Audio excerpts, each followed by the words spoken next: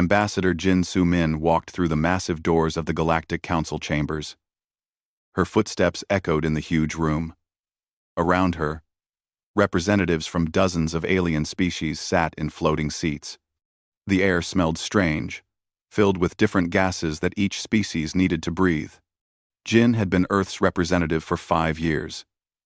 She had seen many debates in this room, but today felt different. Today would change everything. Admiral Park Hyun-woo followed behind her. His military uniform looked simple compared to the fancy robes worn by alien council members. But Jin knew Park was one of the smartest military minds humanity had ever produced. At the center of the chamber sat High Magistrate Kulneth. The ancient crystalline being glowed with soft blue light. Its voice sounded like music when it spoke, but Jin knew those musical tones often carried threats. "Ambassador Jin," Kulneth said, "you have called for this emergency session. State your purpose." Jin stood straight. She had practiced this speech many times. "We are here to respond to the Council's demands about our jump drive technology." End quote. Murmurs filled the chamber. The jump drive was humanity's greatest achievement. It allowed human ships to travel faster than any other species. The Council had been trying to get the technology for months. Councillor Vex Thara stood up from his seat. The reptilian alien's scales gleamed under the chamber lights. "The technology is too dangerous," he hissed. "No single species should have such power. Yet you want us to give it to the Council," Admiral Park said calmly. "Which means you want that power for yourselves." Vex Thara's tongue flicked out angrily. "We represent the will of the galaxy. We know how to use such technology responsibly." Jin almost laughed. The Council had used their power to control trade routes and crush smaller species for centuries. They were not interested in responsibility. They were interested in control. "The answer is no," Jin said clearly. "Humanity will not surrender our technology." The chamber erupted in angry voices. Aliens chittered, roared, and buzzed in their different languages. Kulneth's crystal body flashed brighter. "Silence," the High Magistrate commanded. The chamber fell quiet. "Ambassador Jin, you do not understand the consequences of your refusal." "I understand them perfectly," Jin replied. "You will cut off trade with human colonies. You will block our ships from using Council space stations. You will try to isolate us." "More than that," Vex Thara said with a cruel smile. "We will take the technology by force if necessary." Admiral Park stepped forward.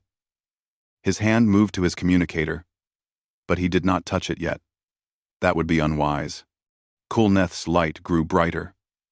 "Are you threatening the Council, Admiral?" "I am stating a fact," Park said. "Any attempt to take our technology by force will be met with resistance." Another Council member stood up.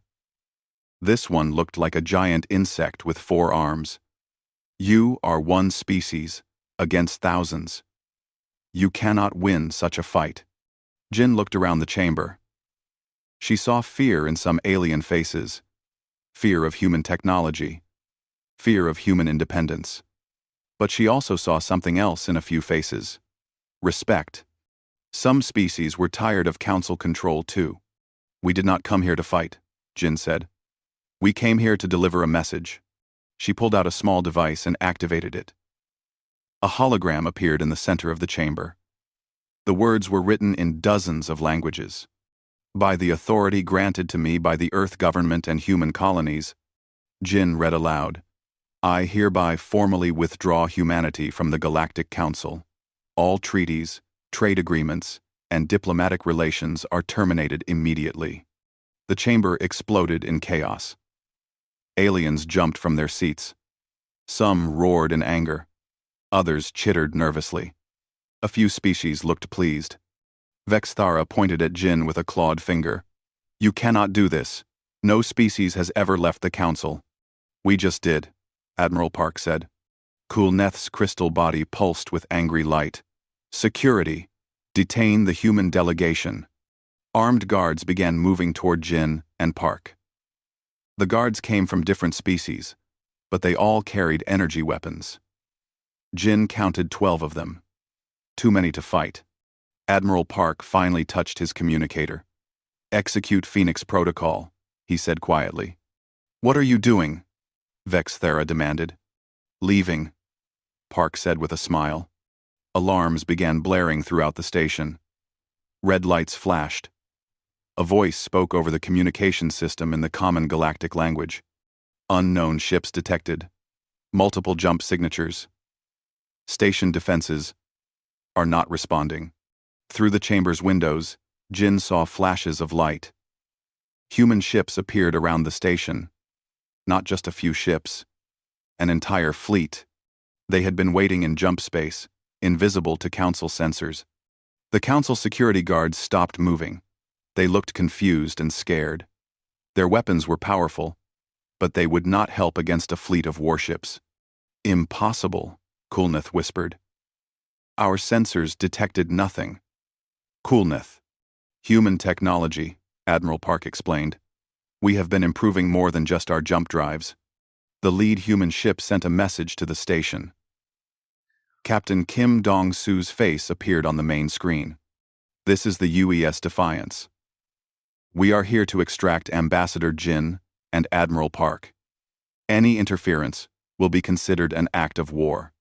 Jin gathered her papers and put them in her bag. She moved slowly and calmly, even though her heart was beating fast. Park stood ready to defend her if needed. "You are making a huge mistake," Vexthera warned. "The galaxy will not stand for this." "The galaxy will have to adapt," Jin replied. "Humanity chooses freedom over submission." She walked toward the chamber doors. The alien guards stepped aside. They knew their weapons could not protect them from the human fleet outside. At the doors, Jin turned back one last time. She looked at the assembled aliens. Some still looked angry. Others looked thoughtful. "We did not want this," she said. "But we will not be slaves to your fear and greed.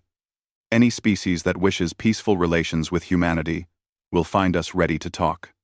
As equals." Jin and Park left the chamber together. Behind them, the council began arguing among themselves. Some wanted to attack immediately. Others urged caution. A few quietly wondered if the humans might be right. The transport to the human fleet was quick. Soon, Jin stood on the bridge of the Defiance next to Captain Kim. "Orders, Ambassador?" Kim asked. "Take us home, Captain," Jin said. "We have a war to prepare for." The human fleet jumped away, leaving the council station behind. The age of human submission was over. A new age was beginning. Captain Lee Min-jun stared at his cargo manifest with growing worry. His freighter, the Soul Wind, was docked at Trader Station Alpha in the Vega system. The station belonged to the Galactic Council, and Min-jun was beginning to think that was a problem. His communications officer, a young woman named Park So-ra, looked up from her console. "Captain, I am getting strange reports from the other human ships." "What kind of reports?" Min-jun asked. "Council security is seizing human cargo. They are also detaining human crew members for questioning." Min-jun felt his stomach drop. He had heard rumors about growing tensions between Earth and the Council, but he had not expected things to get this bad. "Pack everything," he ordered his crew. "We leave now." "But, Captain," his engineer protested, "we haven't finished loading the medical supplies for Colony 7. "Colony 7 will have to wait," Min-jun said firmly. "If we don't leave now, we might never leave at all." On Earth, Director Yoon Na-ri sat in the Emergency Command Center deep beneath Geneva. Screens around her showed the positions of human ships throughout the galaxy. Red dots marked ships that had gone silent. There were too many red dots. "Status report," she called out. Lieutenant Commander Choi Jun-ho turned from his station. 17 human freighters have been seized in Council space. 23 more are reported missing. We estimate over 400 human civilians are trapped. Yoon felt anger rise in her chest. The Council was punishing innocent traitors for the government's decision to leave. But she also felt proud. Earth had finally stood up to the bullies who ran the galaxy. What about our military ships? She asked. All accounted for, Choi replied. Admiral Park's evacuation plan worked perfectly. Our warships are safely in human space. Across the galaxy, the news of humanity's withdrawal spread quickly. On the trading world of Nexus 4, alien merchants gathered in worried groups. Velcris, a trader from the peaceful Altarian species, listened to the discussions with interest. His people had always been treated poorly by the Council. The Altarians were skilled engineers, but the Council kept them in low-level jobs. The humans are fools, said a Zephyrian merchant. They cannot survive without Council protection. Can they not? Velcris asked quietly. Human ships are faster than ours. Human weapons are more advanced. Perhaps the Council needs them more than they need the Council. The Zephyrian hissed angrily and walked away. But other aliens stayed to listen. Velcris was not the only one who had grown tired of Council rule. Meanwhile, General Jactor paced in his command ship above the planet Corax Prime. The four-armed military commander had built his career on quick, decisive victories. He believed the human problem could be solved with overwhelming force. Marshal, he said to his aide, how long to assemble the Third Strike Fleet? 6 standard days, General, the aide replied. Make it 4, Jactor ordered. I want to crush this human rebellion before it spreads. The aide looked worried. Sir, our intelligence reports suggest human defenses are stronger than expected. Jactor laughed.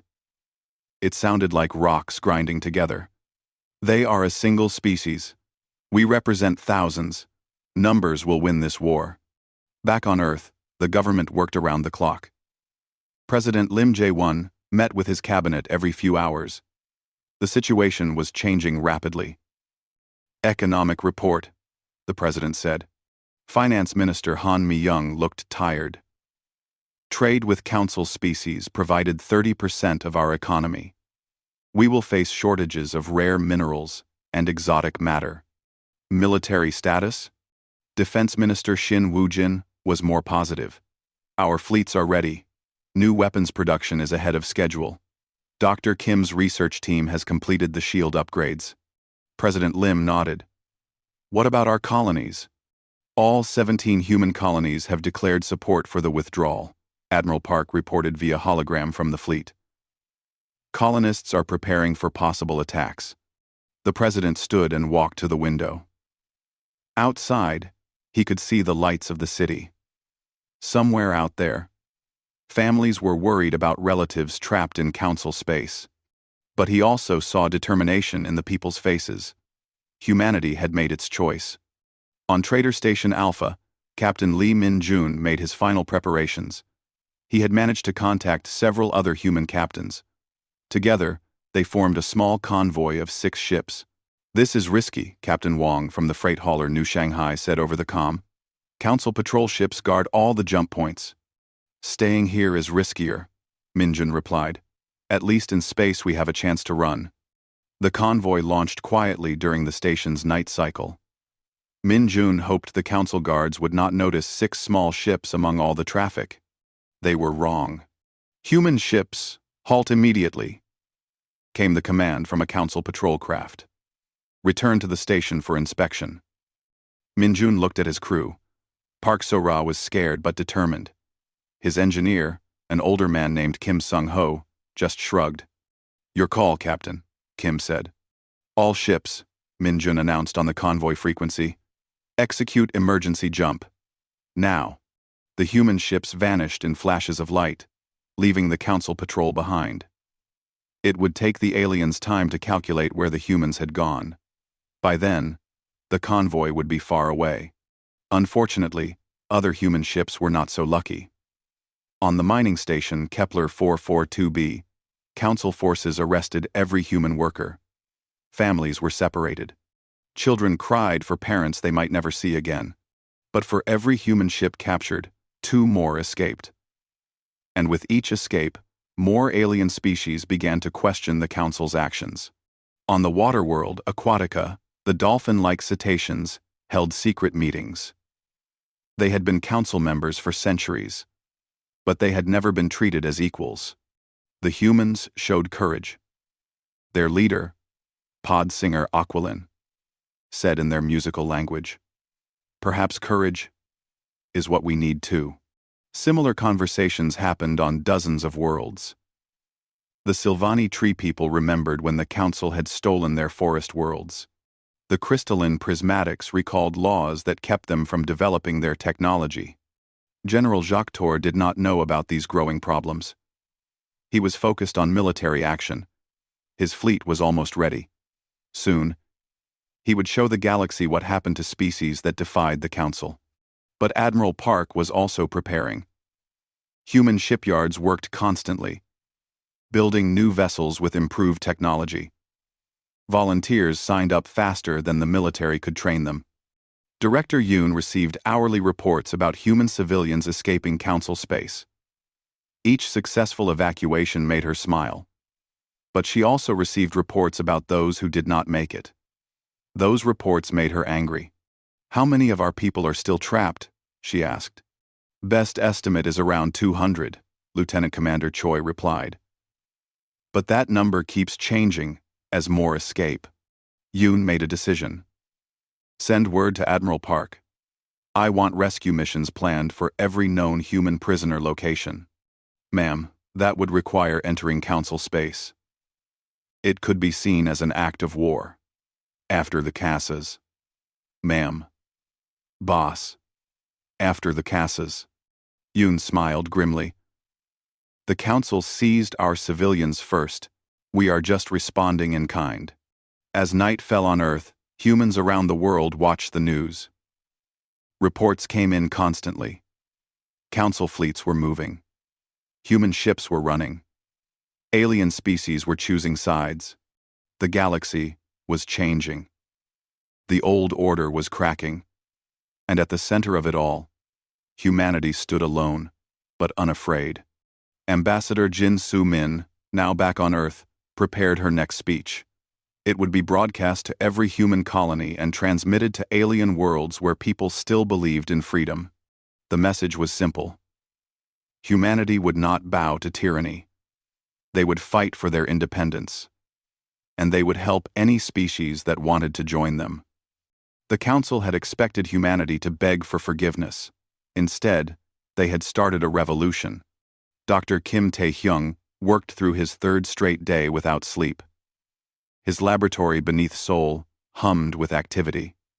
Dozens of human scientists focused on a single goal: keeping their species alive.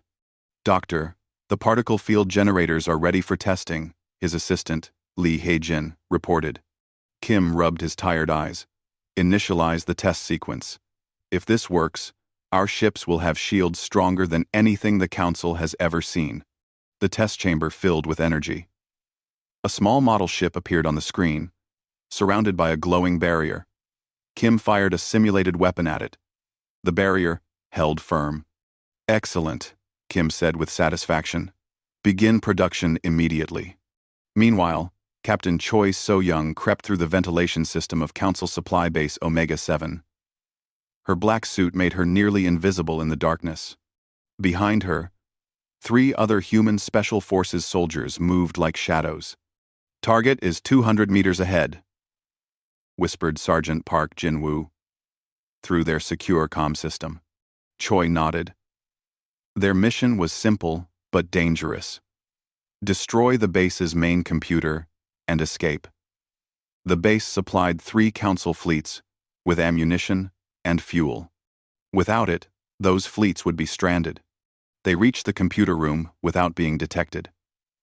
The alien guards were lazy, confident that no one could reach this heavily defended base. They were wrong. Choi placed explosive charges on the massive computer systems while her team watched for guards. The charges were small, but powerful. They would destroy the computers completely. "Charges set," she whispered. 30 seconds to detonation. The team moved quickly back through the ventilation system.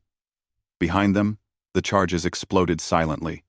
Emergency lights began flashing throughout the base. Far away, Ambassador Rixtel of the peaceful Villani species read reports in his private chamber. The Villani looked like tall, thin humans, but with silver skin and large eyes. They had joined the council centuries ago, seeking protection. Now Rixtel wondered if they had made a mistake. The reports showed that 17 species had formally protested the council's treatment of humanity. 3 species had stopped sending ships to support council military actions. And 2 species had actually withdrawn their representatives from the council chambers. Perhaps, Rixtel said to himself, the humans are not the real problem here. He began drafting a secret message to Ambassador Jin Sumin on Earth. On the warrior world of Kraydon, War Chief Mordak studied tactical reports with growing interest. His people, the Kraxi, were fierce fighters who respected strength above all else. The council used Kraxi warriors as shock troops but gave them little respect in return. The humans fight cleverly, Mordak rumbled to his advisors. They strike hard and fast, then vanish before counterattack comes. They are cowards, spat his second-in-command. Real warriors fight face to face. Mordak shook his massive head. Winning is what matters. The humans are winning. The war chief made a decision that would change everything. He sent a message to Earth, requesting a meeting with human military leaders. General Jactor finally launched his attack. The Third Strike Fleet jumped into the Kepler system, where humans had a small research station. Jactor expected easy victory. Instead, he found a trap. Admiral Park Hyun-woo had predicted the attack. Human ships waited in hiding behind asteroids and space debris. When the Council fleet arrived, they struck from all sides. All ships, engage. Admiral Park commanded from his flagship, the UES Defiance. The battle was short, but decisive. Human ships moved faster than Council vessels. Human weapons hit harder. Most importantly, human shields held firm, while Council energy blasts passed harmlessly around them. Jactor watched in horror as his mighty fleet was torn apart. Impossible, he roared. Their technology cannot be this advanced. But it was. Dr. Kim's new shields made human ships nearly invulnerable. And human tactics, learned from centuries of warfare among themselves, proved superior to Council battle plans. The Council forces retreated in confusion. For the first time in galactic history, a major Council fleet had been defeated in open battle. News of the victory spread across the galaxy like wildfire. On dozens of worlds, oppressed species looked up at the stars and felt hope. The fish-like Aquarians held massive demonstrations in their underwater cities. Freedom! Freedom! They sang in their dolphin-like voices. The insect-like myrmidons stopped working in Council factories. Their hive queens declared that they would no longer serve masters who treated them like slaves. Even some powerful species began to reconsider their positions. The energy beings called luminals had always stayed neutral in galactic politics. Now their leader, Bright Singer Solaris, sent a message to both humans and the Council. The current path leads to galactic war, the message said. All species must consider what kind of galaxy they want to live in. Ambassador Jin Sumin read the incoming messages with amazement. Her diplomatic office had received formal contact requests from 47 different species. Most wanted to discuss trade agreements outside Council control. Some wanted military alliances. A few wanted to join humanity's fight. Completely. We are not alone anymore, she told President Lim during their morning briefing. How should we respond? The president asked. Jin smiled. With open arms. We offer friendship to any species that seeks it. But we also make clear that friendship means equality, not domination. On Council Station Prime, High Magistrate Kulneth faced a crisis unlike anything in the Council's long history. His crystal body flickered with stress as he read report after report of species leaving the Council coalition. The situation is becoming critical, Councillor Vex Thera admitted. For once, the arrogant reptilian looked worried. If more species defect, our authority will collapse completely. Then we must make an example, Kulneth decided. Prepare the enforcement fleets. Any species that continues to support the humans will face consequences. But even as he spoke, Kulnath knew the threat was hollow. The Council's military power came from member species. If those species stopped supporting the Council, there would be no enforcement fleets. Some the Reld. With Captain Choi So-young completed her 5th successful raid in 2 weeks. This time, her team had destroyed a Council communications hub. Without it, 3 star systems could not coordinate their military movements. Excellent work, Admiral Park told her, via secure transmission. Your missions are causing chaos in their supply lines. Choi smiled. Thank you, sir. My team is ready for the next target. The next target was ambitious. A Council prison ship holding captured human civilians. Intelligence reports suggested over 50 humans were aboard, including families with children. Dr. Kim Tae-hyung announced another breakthrough. His team had developed new jump drives that were twice as fast as the old ones. Human ships could now outrun anything the Council had. With these drives, Kim explained to the government leadership, our ships can hit Council targets and escape before they can respond. President Lim approved immediate production of the new drives. Within weeks, the entire human fleet would have mobility advantages that no other species could match. War Chief Mordak arrived at the secret meeting point in neutral space. The massive Kraxi warrior was nervous, but curious. No Council species had ever met directly with humans before. Admiral Park greeted him personally. Welcome, War Chief. Thank you for coming. Mordak studied the human admiral. Park was much smaller than a Kraxi, but the warrior sensed strength in him. Your people fight well, Mordak admitted. My warriors respect strength. Then perhaps our peoples can find common ground, Park suggested. The meeting lasted 6 hours. When it ended, Mordak had agreed to a secret alliance. The Kraxi would provide the humans with intelligence about Council military movements. In return, humans would help the Kraxi gain independence from Council control. It was the first formal alliance between humans and a Council species. It would not be the last. Ambassador Rixtel finally sent his secret message to Earth. In it, he proposed a meeting of all species that wanted an alternative to Council rule. The message was encrypted and sent through hidden channels, but its meaning was clear. The galaxy was ready for change. As the 3rd month of conflict ended, the balance of power had shifted dramatically. What began as one species standing alone against galactic tyranny had become a growing rebellion. Humanity had lit a fire of freedom that was spreading across the stars, and neither the Council nor anyone else could put it out. Fleet Admiral Kang Do-hoon stood on the bridge of the UES Liberation, watching the largest space battle in galactic history unfold before him. Kepler Station, a massive Council military base, was under attack by the combined forces of humanity and their new allies. Admiral, the Kraxi assault ships have broken through the outer defenses, reported Captain Song Min Kyung from the tactical station. Kang nodded with satisfaction. War Chief Mordak had proven to be a valuable ally. The Kraxi warriors fought with fierce determination now that they believed they were fighting for freedom instead of Council masters. What about the Vallani support ships? Kang asked. Performing perfectly, sir. Their shield generators are protecting our smaller vessels during the assault. The battle had been raging for 6 hours. Kepler Station was the Council's most important military hub in this sector. If it fell, the Council would lose the ability to coordinate attacks on human colonies. Ambassador Shin Ye-jin watched the battle from her command ship nearby. As humanity's chief diplomat to the Rebel Alliance, she had spent months building the coalition that was now attacking Kepler Station.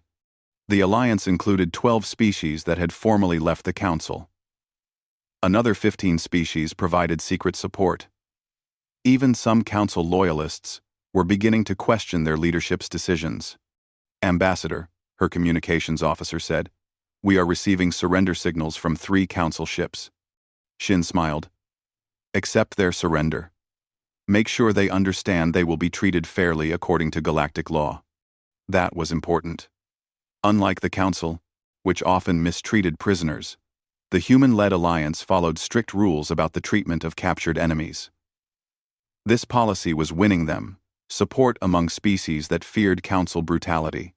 On the surface of the planet Thyros, revolutionary leader Zikmar led his people in open rebellion against their Council-appointed governor. The Thyrosians looked like large cats that walked upright, and they had been enslaved by the Council for over a century. "Freedom!" Zikmar roared, his voice carrying across the capital city. "No more tribute to Council masters. No more forced labor." Thyrosian workers threw down their tools and joined the rebellion. Council security forces tried to stop them, but there were too many rebels and too few guards. Within hours, the Thyrosian flag flew over the governor's palace. Another world had broken free from Council control. Back at Kepler Station, the tide of battle turned decisively. Human ships, now equipped with Dr. Kim's advanced shields and weapons, proved unstoppable. The new jump drives allowed them to appear anywhere on the battlefield instantly. Council Supreme Marshal Thexonus watched his forces crumble from his command ship. The six-armed alien commander had fought in dozens of wars, but he had never seen anything like this. "Sir," his aide said nervously, "perhaps we should consider withdrawal." Thexonus wanted to refuse, but he could see the truth on his tactical displays. The Council forces were being destroyed. Staying would only lead to more deaths. "Signal retreat," he ordered bitterly. "All ships withdraw to fallback positions." As Council ships fled the battlefield, cheers erupted on human and allied vessels. Kepler Station was theirs. Admiral Kang opened a channel to all ships in the fleet. "Today we have struck a blow for freedom that will be remembered across the galaxy. But remember, we fight not for conquest, but for liberation. Treat prisoners well. Help the wounded, regardless of their species. Show the galaxy what true civilization looks like." The station's capture had effects far beyond the immediate military victory. Within days, 6 more species formally joined the rebellion. Mass protests erupted on dozens of Council worlds. On Earth, President Lim Jae-won met with his advisors to discuss the rapidly changing situation. "The Council is losing control," reported Intelligence Director Yu Sung-ho. "Our latest estimates suggest they have lost effective authority over nearly 40% of their former territory." "What about their core worlds?" President Lim asked. "Still loyal, but even there we are seeing signs of unrest. The recent defeats have shaken confidence in Council leadership." 4. Defense Minister Shin Woo-jin leaned forward. "Mr. President, we have an opportunity to end this war quickly. If we strike at the Council's main fleet base at Nexus Prime, we could cripple their remaining military power." President Lim considered carefully. "What does Admiral Park think?" "He believes we can win," Shin replied. "But it would require committing most of our fleet to the attack. If we lose, humanity would be defenseless." It was a difficult decision, but President Lim thought about all the species suffering under Council oppression. "Approve the operation," he decided. "Freedom is worth the risk." Meanwhile, Ambassador Shin Ye-jin received an unexpected visitor. Former Council member Keth Ara, of the wise Etherian species, had requested a secret meeting. The Etherians looked like tall, thin beings made of pure light. They were some of the oldest and most respected species in the galaxy. If they joined the rebellion, it would be a massive blow to Council legitimacy. "Ambassador Shin," Kethara said in her musical voice, "my people have watched the current conflict with great interest." "And what do they think?" Shin asked carefully. "We think the humans have shown wisdom that the Council has lost. You fight for principles, not power. You treat enemies with mercy. You build alliances based on equality." Shin felt her heart racing. "Does this mean the Etherians will join us?" "It means we will no longer support the Council," Kethara said. We cannot officially join your rebellion, as our people prefer neutrality. But we will provide humanitarian aid to war victims and refugees. It was not everything Shin had hoped for, but it was huge. The Etherians were respected by species across the galaxy. Their withdrawal of support from the Council would influence many others. The prison ship rescue mission finally launched under Captain Choi So-young's command. Intelligence had located the vessel, holding captured human civilians, including many children. Choi's task force included ships from 4 different species: human stealth vessels, Craxi assault craft, Villani support ships, and fast Altarian scouts worked together perfectly. Target acquired, reported the scout ship Windrunner. Prison ship is lightly defended. Only 2 escort vessels. All ships execute rescue protocol, Choi ordered. Remember, protecting the prisoners is our top priority. The attack was swift and precise. Alliance ships disabled the escort vessels without destroying them. Boarding parties secured the prison ship within minutes. When the rescue ships docked with human stations 3 days later, emotional reunions filled the hangar bays. Families separated for months were finally together again. But the rescued civilians brought disturbing news. They reported that Council forces had been moving prisoners to secret locations.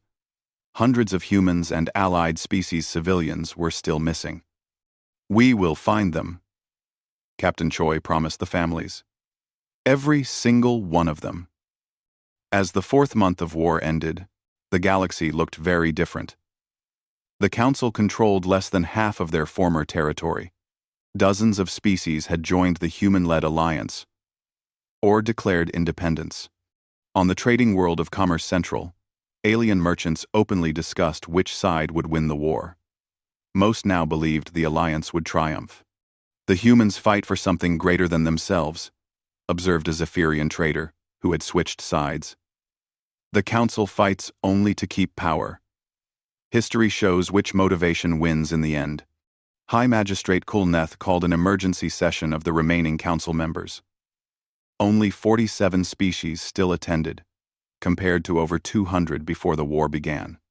We face a critical moment, Kulneth announced, his crystal body flickering with stress. The rebels grow stronger each day, while our forces weaken. Then we must negotiate, suggested Councillor Texera, a moderate voice who had previously been ignored. Never, roared General Jacques Tor, who had recently been promoted to replace the defeated Marshal Thexonus. We fight until victory or death. But even as Jacques Tor spoke, more species were quietly making contact with the human alliance. The Council's days were numbered. Admiral Kang received approval for the final offensive against Nexus Prime. As he prepared the largest fleet humanity had ever assembled, he thought about how much had changed since Ambassador Jin's brave speech in the Council chambers. Humanity had stood alone then. Now, they led a coalition of dozens of species, united by shared ideals of freedom and equality. The final battle was coming, and Admiral Kang was confident they would win it. But first, they had to rescue every prisoner and free every enslaved world. Because that was what humans did. They protected those who could not protect themselves. The galaxy was about to learn what it truly meant to be free. President Lim Jae-won walked through the halls of what had once been the Galactic Council headquarters. The massive station now served as the meeting place for the new Galactic Democratic Alliance. Representatives from 63 species worked together to build a better future for everyone. The war was over. The old council had surrendered 3 weeks ago, after their final defeat at Nexus Prime. Now came the harder task of building something better to replace what they had torn down. Mr. President, called Ambassador Jin Soo-min as she approached down the corridor. The Reconciliation Committee is ready to present their recommendations. Jin looked tired but happy. She had spent months working with former enemies to create a fair process for dealing with the aftermath of the war. Not everyone agreed with her gentle approach, but most species respected her wisdom. They entered the main assembly hall together. The room buzzed with conversation in dozens of languages, as representatives discussed the committee's proposals. At the center sat former High Magistrate Kulneth, no longer glowing with authority, but dim with defeat. Elder Kethara, of the Etherians, called the session to order. The wise being had agreed to serve as neutral mediator for the trials of former council leaders. "We gather today to decide the fate of those who led the old system," Kethara announced. "But we must remember that justice and revenge are not the same thing." The evidence against the council leadership was overwhelming. Decades of oppression, illegal wars, and the abuse of smaller species. Many Alliance members wanted harsh punishment, but President Lim had a different vision. He stood to address the assembly. "Friends and former enemies," he began, "we did not fight this war for revenge. We fought for freedom and justice. If we become cruel to our defeated foes, how are we better than what we replaced?" Some representatives grumbled, but most listened respectfully. The humans had led them to victory and had earned the right to speak. "I propose exile for the worst offenders," Lim continued. "Let them live on a remote world where they can think about their crimes but cannot harm others. For lesser officials who were following orders, community service helping to rebuild the worlds they helped damage." War Chief Mordak, now representing the Free Kraxi people, stood up. "The humans show wisdom," he rumbled. "Mercy toward enemies today prevents wars tomorrow." The vote was close, but mercy won. Kulneth and the other council leaders would spend their remaining years in exile, working to help the species they had oppressed. It was not the death sentence many wanted, but it was justice. Ambassador Shin Ye-jin stood before another group in a different part of the station. Here, representatives worked on the new alliance charter. The document would define how the democratic government would work. Every species, no matter how small, gets one vote in the assembly, Shin explained. Important decisions require approval from both the assembly and the Security Council. A representative from the small Piptar species raised a tentacle. "What prevents larger species from dominating the Security Council?" "The Security Council has fixed membership," Shin replied. 5 permanent seats for the founding alliance members, and 10 rotating seats for other species. No single species can control decisions. It was a careful balance. The system gave larger species some recognition for their contributions, while protecting smaller ones from domination. Humans would have 1 permanent seat. But so would the Kraxi, Villani, Etherians, and Thyrosians. Captain Choi So-young led the final prisoner rescue mission to a hidden council facility in the Outer Rim. Intelligence reports suggested this was where the most important captives were being held. "Targets acquired," reported her sensor operator. "I count over 300 life signs in the detention center." Choi smiled grimly. After months of rescue missions, she had become an expert at breaking into council prisons.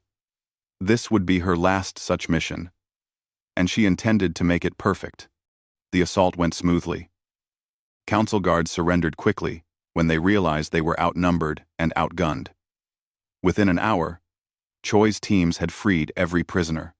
Among the rescued were 2 human ambassadors who had been captured trying to negotiate peace early in the war.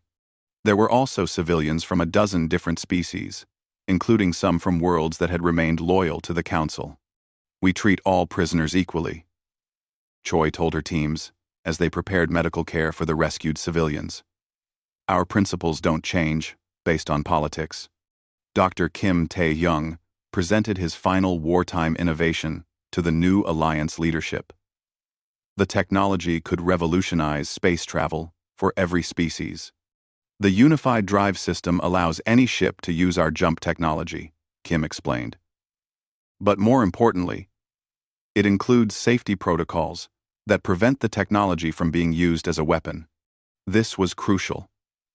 Human jump drives could theoretically be used to create devastating weapons by jumping asteroids into planets. The safety protocols made such attacks impossible. "We are freely sharing this technology with all Alliance members," Kim continued. Knowledge should serve everyone, not just those who discovered it first.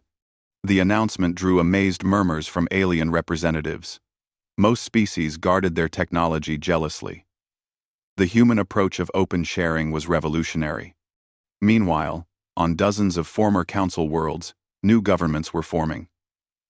The Alliance provided advisors and aid, but each species chose their own path to freedom. On Aquatica, the dolphin-like cetaceans established a council of pod leaders. On Thyros, Zikmar was elected as the first free president of his people. Each world found its own way to democracy. Some former council loyalists caused problems. General Joktor had escaped during the final battle and was reportedly gathering a fleet of extremist supporters. Intelligence suggested he planned to continue fighting from hidden bases. "Let him try," Admiral Park told the security briefing. "He has no support from legitimate governments. Eventually, he will run out of supplies and followers." Park was more concerned about the long-term challenges of keeping the Alliance together. 63 different species with different cultures, needs, and goals would not always agree. But he had confidence in human diplomatic skills and the basic desire for freedom that all intelligent species shared. As the new government took shape, Ambassador Jin Sumin prepared to give the opening speech for the first Democratic Alliance Assembly. Representatives from across the galaxy gathered to hear her words. She looked out at the assembled aliens and felt amazed by how much had changed. A year ago, humanity had stood alone against galactic tyranny. Now, they led a coalition dedicated to freedom and equality. "Friends," she began, "we have traveled a long road together, from the darkness of oppression to the light of freedom. But our journey is not finished." The hall fell silent as species that had recently been enemies listened to the human ambassador who had started the revolution. "We have learned that freedom is not a gift that can be given," Jin continued. "It must be earned, defended, and shared. Today we begin the hardest task of all, building a democracy that serves everyone fairly." She paused and looked directly at the few former council species that had remained loyal until the end. "We invite everyone to join us in this effort. Former enemies, neutral observers, and faithful allies. Democracy works best when it includes all voices, even those that disagree with the majority." The response was overwhelming. Species after species stood to pledge their support for the new alliance. Even some former council loyalists stepped forward to join. When the ceremony ended, President Lim joined Jin on the observation deck. They looked out at space, filled with ships from dozens of species, working together to build supply stations, hospitals, and schools. "Do you think it will last?" Lim asked. Jin smiled. "Democracy is never perfect. There will be arguments, mistakes, and setbacks. But I believe most species prefer freedom to slavery. And if some don't, then we remind them gently but firmly that the age of galactic empires is over. This is the age of cooperation and respect." Outside, human ships worked alongside former enemies to clear space debris from the war. Craxi engineers helped Villani scientists design new medical facilities. Thyrosian artists created memorials for all species that had died in the fighting. It was not perfect. Some species remained suspicious of each other. Economic problems from the war would take years to solve. And somewhere in the outer rim, General Joktor and his followers plotted revenge. But something fundamental had changed in the galaxy. For the first time in centuries, most intelligent species were free to choose their own destinies. Ambassador Jin Sumin had kept her promise from that day in the council chambers. Humanity had chosen freedom over submission. And in doing so, they had shown the entire galaxy what was possible when people stood up to bullies. The age of the Galactic Council was over. The age of the Democratic Alliance had begun. And at the center of it all, humanity continued to do what they had always done best: protect those who could not protect themselves, share their knowledge freely, and never give up hope that tomorrow could be better than today. The galaxy was finally free, and humanity had helped make it so.